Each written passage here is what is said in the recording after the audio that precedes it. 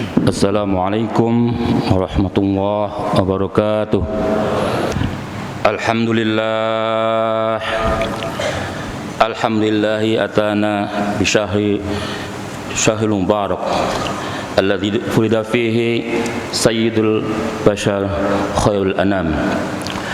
Asyhadu an la ilaha illallah wahdahu la syarikalah wa asyhadu anna Muhammadan abduhu wa rasuluh. Allahumma shalli ala sayyidina Muhammad wa ala ali sayyidina Muhammad. Fa ya ibadallah ittaqullaha haqqa tuqatih wa la tamutunna illa wa antum muslimun. A'udzu billahi minasyaitonir rajim. Bismillahirrahmanirrahim.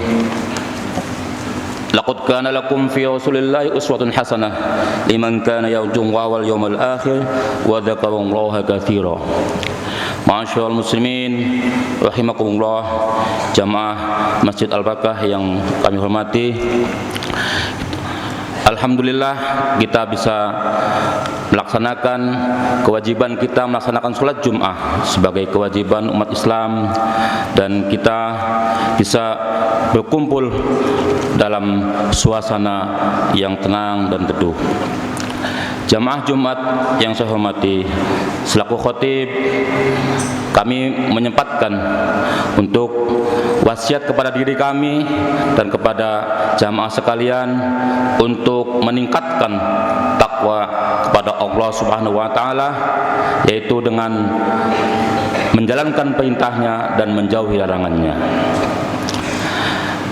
Alhamdulillah, pada bulan ini setidaknya saya mencatat ada dua peristiwa penting, di mana bulan ini masih suasana bulan Rabiul Awal, bulan Maulid.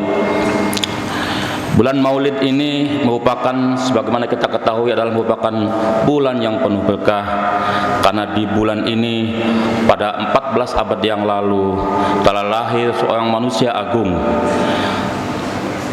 manusia super, manusia al-amin, pilihan Allah untuk melengkapi risalah-risalah nubuwah nabi-nabi sebelumnya, yaitu risalah Islam, untuk disyiarkan, dilaksanakan, diamalkan kepada umat manusia. Karena kehadiran Rasulullah Muhammad SAW tidak hanya untuk umat Islam, tetapi untuk semua umat manusia. Wa ma arsalnaka illa rahmatan lil alamin. Kami utus engkau ya Muhammad illa rahmatan lil alamin, hanya untuk memberikan kasih sayang, memberikan rahmat, memberikan kedamaian lil alamin, untuk semua manusia, semua umat manusia, agama apapun, suku apapun, bangsa apapun, dan bahasa apapun akan mendapat rahmat dari risalah yang diberikan oleh Muhammad kepada umat manusia. Masyaallah Jum'ah yang dimuliakan oleh Allah, bahwa pada bulan ini kita masih suasana Maulid, masih banyak yang melaksanakan peringatan Maulid Nabi Muhammad SAW. Banyak juga yang memberikan berbagai kegiatan-kegiatan lain. Tapi yang paling penting adalah bahwa dalam mengagungkan, melaksanakan Maulid Nabi ini tidak cukup hanya dengan seremoni saja, tidak cukup hanya dalam melaksanakan peringatan saja, tetapi lebih dari itu, yaitu bagaimana kita bisa meneladani uswah hasanah, teladan yang baik yang ada dalam diri Rasulullah SAW. Dalam surat Al-Ahzab disebutkan, laqad kana lakum fi Rasulillahi uswatun hasanah liman kana yarjullaha wal yawmal akhir wa dzakarallaha katsiran. Telah ada pada diri Rasulullah yaitu uswah hasanah, teladan yang baik, liman kana yarjullaha wal yawmal akhir wa dzakarallaha katsiran. Berharap kita untuk beriman pada hari akhir dan berzikir sebanyak-banyaknya. Artinya bahwa kehadiran Rasulullah ini untuk memberikan tauladan kepada umat manusia, seluruh umat manusia. Bagaimana beliau memberikan teladan kepada kita. Beliau di samping berbaik dengan keluarganya, dengan lingkungannya, juga dengan umat sekitarnya. Bagaimana dia bisa mengakomodir kelompok-kelompok suku-suku lain dalam Mitsak Madinah, dalam piagam Madinah. Dia bisa merangkul kelompok Ansor, kelompok Muhajirin, bahkan kaum Yahudi, kaum Nasrani, suku pribumi Arab, semuanya dirangkul dalam satu mitsaq Madinah, satu piagam Madinah untuk membentuk suatu masyarakat yang beradab, yang disebut mutamaddin, masyarakat yang berperadaban untuk menyongsong masa depan negara Madinah, negara yang berperadaban, negara yang penuh dengan akhlak dan etika pergaulan untuk kemajuan bersama. Istilah ikatan itulah dalam disebut mitsaq Madinah. Bapak Ibu, Bapak yang jam hormati, bahwa dalam kesempatan itu Rasulullah memberikan tauladan untuk mengakomodir semua kekuatan. Nah, disinilah bagaimana kita bisa meniru tauladan itu, bahwa Rasulullah telah menanamkan akhlak. Akhlak di sini tidak hanya sebatas etika, adab atau perilaku saja, tetapi akhlak adalah revolusi kehidupan untuk memperbaiki lil islahil ummah, untuk memperbaiki masa depan umat yang lebih cemerlang, lebih gemilang, untuk memupuk persaudaraan ukhuwah, baik ukhuwah Islamiyah, ukhuwah persaudaraan antar umat Islam, ukhuwah insaniyah, persaudaraan kemanusiaan, juga ukhuwah basyariah, ukhuwah kemanusiaan insaniyah, dan juga ukhuwah watoniyah, yaitu persaudaraan kebangsaan. Oleh karenanya, pada bulan Oktober ini juga, besok, yaitu bertepatan tanggal 22 Oktober, momen yang paling penting juga di Indonesia, yaitu peringatan Hari Santri Nasional, di mana pada tahun 45 kita sudah ketahui bersama telah melaksanakan kemerdekaan pada 17 Agustus. Tetapi para ulama, para syuhada, para pendiri bangsa masih tetap waspada terhadap ancaman-ancaman terhadap negeri Indonesia waktu itu.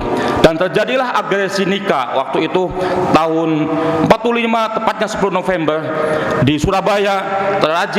Terjadi penumpangan nikah Belanda Jepang menumpang sekutu. Maka pada sebelumnya, pada tanggal 20 Oktober, salah seorang ulama besar, tokoh besar yang juga menjadi pahlawan, yaitu Hadratus Syekh Kiai Hasyim Asy'ari, mencetuskan untuk resolusi jihad, yaitu selama seukuran dan seluas masafah 80 km wajib untuk mengangkat senjata untuk menangkis, menentang dan menghalau penjajah kedua yang akan memasuki wilayah Surabaya waktu itu. Oleh karenanya, momentum 27 Oktober itu kemudian dijadikan sebuah momentum kebangkitan ulama, kebangkitan pelajar, kebangkitan santri, kebangkitan umat Islam semuanya, untuk mengobarkan semangat nasionalisme, semangat jihad, untuk dalam rangka mempertahankan Indonesia dari ancaman penjajahan dan agresi sekutu. Jamaah Jumat yang saya hormati, maka tercetuslah pada tanggal 10 November terjadi peperangan, dan situlah disebut sebagai Hari Pahlawan.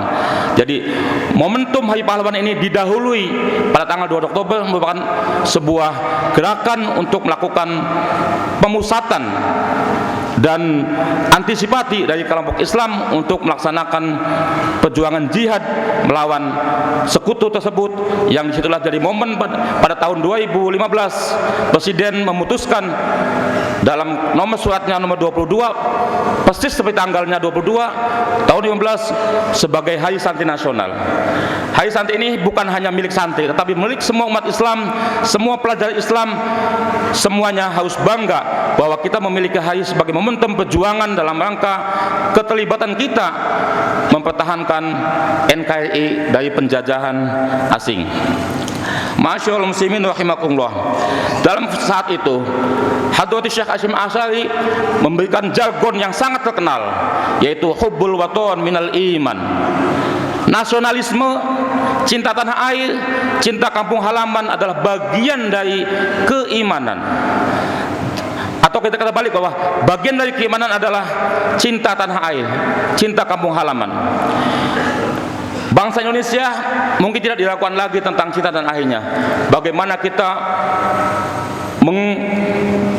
menguasai, kita mempertahankan adat istiadat, tradisi, termasuk tradisi mudik sebagai bentuk daripada cinta tanah air, cinta kampung halaman untuk bersilaturahim pada keluarga. Begitupun Rasulullah ketika perjalanan jauh, idza qadima min safarihi fanadhu judranul Madinah fahalqa rijlahu ila rahilatihi lihubbihi. Dalam hadis Al-Bukhari disebutkan, Rasulullah ketika bepergian dari jauh, ketika kembali ke Madinah dan melihat tembok Madinah, Rasulullah langsung menggerakkan kakinya kepada kendaraannya. Saat itu kuda atau onta digerakkan kakinya untuk cepat-cepat sampai kepada Madinah, karena cintanya kepada Madinah, cintanya kepada kampung halaman, cintanya kepada tanah air kelahirannya. Ini membuktikan bahwa betapa bagian cinta tanah air, bagian dari iman kepada Allah. Masyaallah muslimin rahimakumullah. Begitu juga ketika Nabi Ibrahim saking cintanya kepada Mekah, Rabbij'al hadza baladan amina warzuq ahlahu minats tsamarat.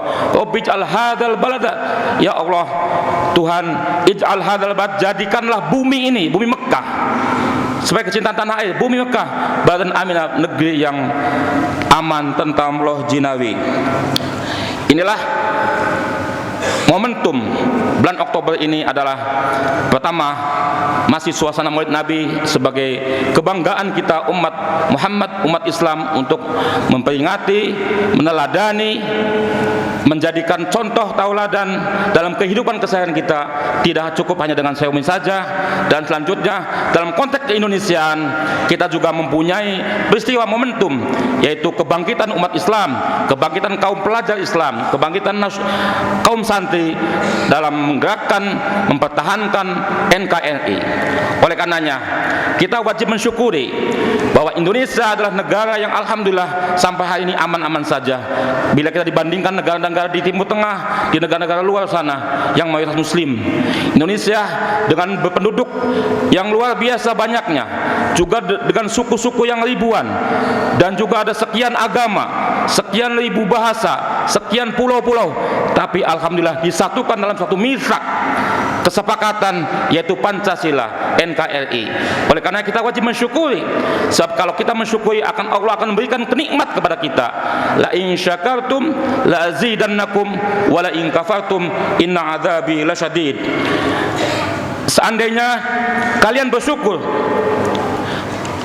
maka kami, kata Allah, akan menambahkan nikmat tersebut. Wala in kafartum, seandainya kalian kufur, mengingkari kenikmatan yang kami berikan itu, la azidannakum la in kafartum la azidannakum lasyadid. Dapat la in syakartum wa la in kafartum inna azabi lasyadid. Akan kami tambahkan siksanya, dendanya, kesusahannya, dan semua keprihatinan lasyadid, dengan sangat keras. Inilah Ma'asyarul muslim jamaah khutbah Jumat ini. Barakallahu li wa lakum fil azim wa nafa'ani wa iyyakum bima fil ayati wa dhikril hakim. Aqul qawli hadza wa astaghfiruhu wa ghafurur rahim.